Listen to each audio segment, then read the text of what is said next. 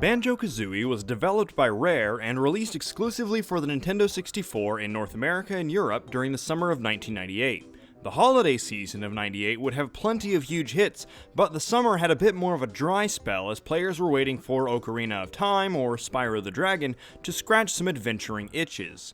The last few notable attempts at free movement in a 3D space that were even half decent were the first two Crash Bandicoot games and Super Mario 64.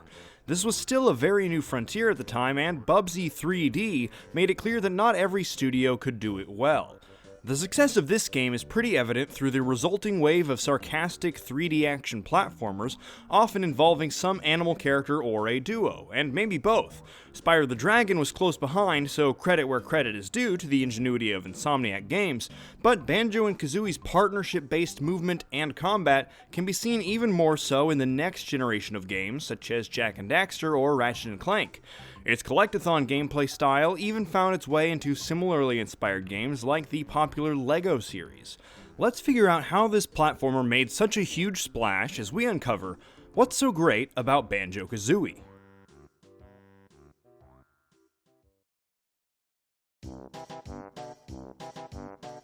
In Banjo-Kazooie, players fill the shoes and backpack of one of gaming's most iconic duos, a bear named Banjo and a bird named Kazooie, thus, the game's title. In this colorful 90s platformer, players have to save Banjo's sister, Tooty, from the lair of Gruntilda the Wicked Witch, who's kidnapped the younger bear in order to steal her beauty.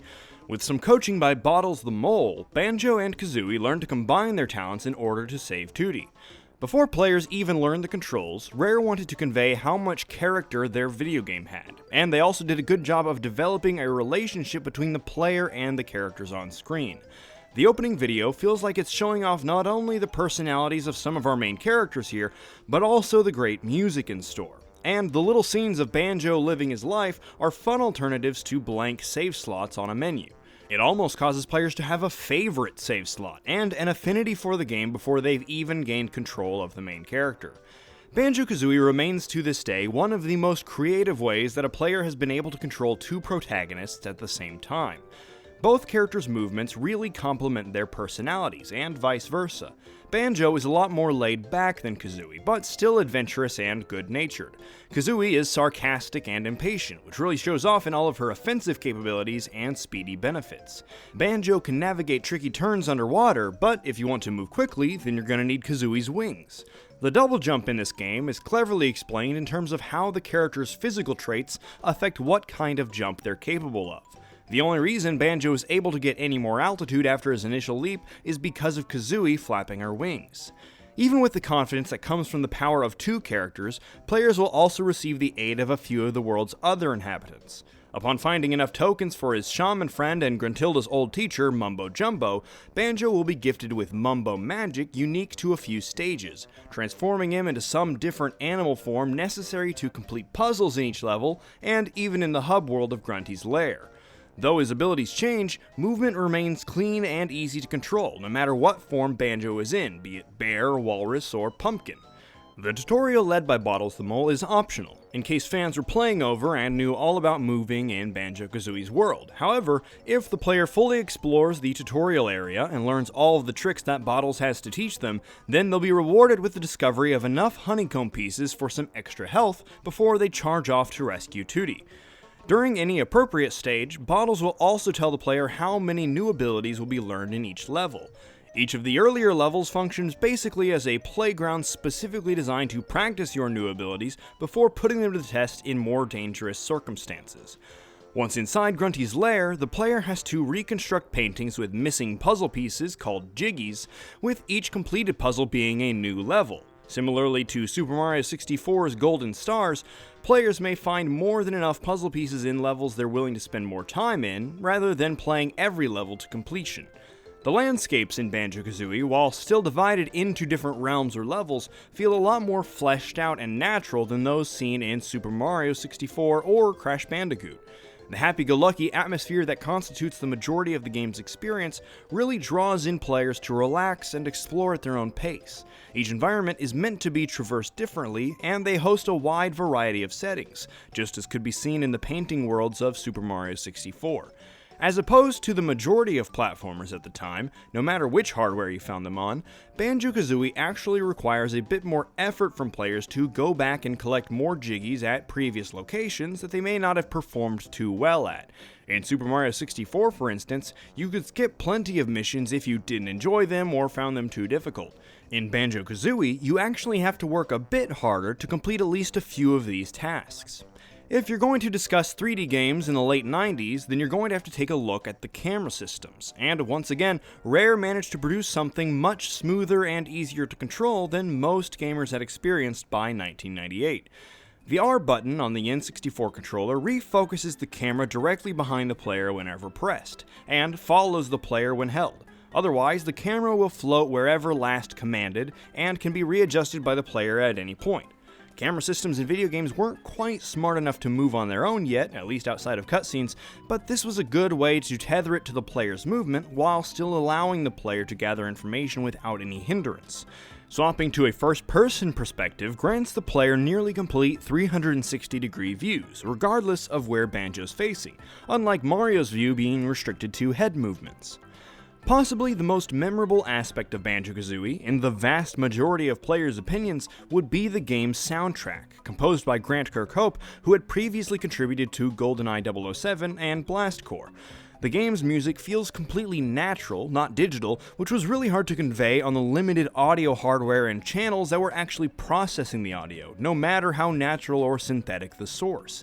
Each song in the soundtrack transitions so smoothly from piece to piece. At first, I noticed it when diving underwater, because it's not as though the music is just placed under a filter that dampens it to sound like you're underwater, but the soundtrack is actually fading to a similarly composed but separate audio track.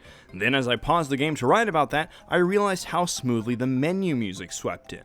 The music even fades between different sections of the same level. Instruments will join or drop out depending on your surroundings, not just the setting, but even which enemies hang out in that area.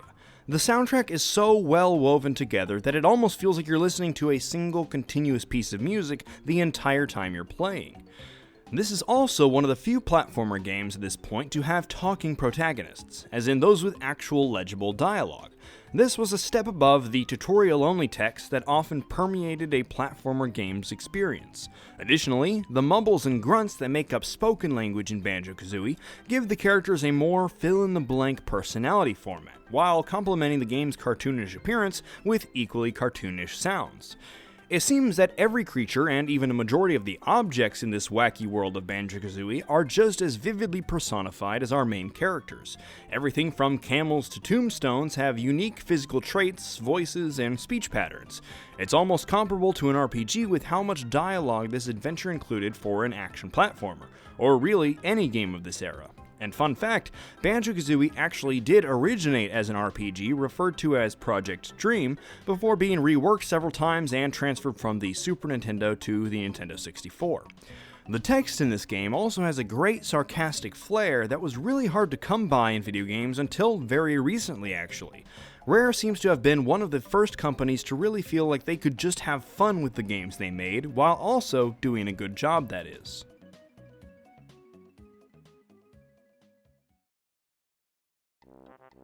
Cultural impact may be another matter, but it's pretty easy to argue in a user experience sense that Banjo-Kazooie is a better platformer than virtually any other entry in the genre at the time of its release, even in the face of iconic titles like Super Mario 64. Granted, Banjo reached shelves almost 2 years later, so Rare had plenty of time to learn how the Nintendo 64 worked, especially with their other successful titles over the last couple years, such as GoldenEye 007 and Diddy Kong Racing. Though at the same time, those 2 years between Mario and Banjo's moments in the spotlight was a very quiet period for platformers. In terms of camera control, visual design, and overall player experience, Rare absolutely demolished the limited competition present at the time of release, and produced a fantastic game that substantially contributed to the path that platformers and action-adventure games would take for years to come. Something that made Banjo-Kazooie a great, accessible game for a wide audience is the fact that it's a lot more carefree than either Super Mario 64 or Crash Bandicoot.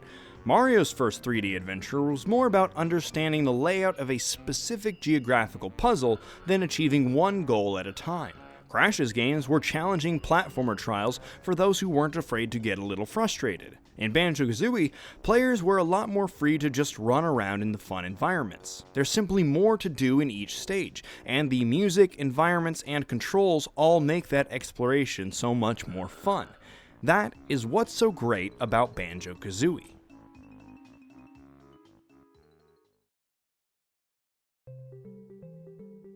Thank you all for joining us on this episode of What's So Great About Gaming as we bounded through the whimsical world of Banjo-Kazooie. Want to see some bonus content? Maybe support the creation of these videos? If so, check out the What's So Great Discord, Twitch, or Patreon. Links for all of those are in the description. If you want to hear what's great about another game, check out the link to our last episode, The Legend of Zelda, on screen or in the description. And please take the time to subscribe to be involved in the discussions here. Thanks again for watching. Now go play a great game. We'll see you next time.